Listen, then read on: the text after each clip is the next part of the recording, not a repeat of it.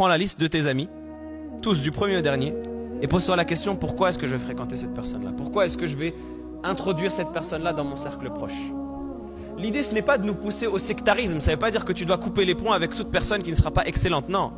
Mais c'est d'avoir une certaine conscience des personnes que je vais introduire dans mon cercle d'amis proches. Il n'y a pas de mal à avoir des connaissances, comme on le disait. Mais les amis proches, ce n'est pas comme les autres amis. C'est des gens qui vont m'influencer, donc je dois sélectionner les personnes que j'autorise à avoir une influence sur moi-même. Je dois sélectionner les personnes à qui je vais autoriser de rentrer par cette porte de mon cœur, comme on l'a dit, et de pouvoir y semer des graines et de pouvoir avoir une influence sur moi. Et donc je dois me poser la question, Foulan, pourquoi est-ce que je le fréquente? Qu'est-ce qui a fait que j'ai voulu être son ami? Qu'est-ce qui a fait que je l'ai admiré au point où j'ai voulu qu'il soit mon ami? Si c'est une considération matérielle, ou si c'est un simple loisir, plaisir ou autre que cela, sache que il ne mérite pas autre chose que d'être dans le cercle des connaissances.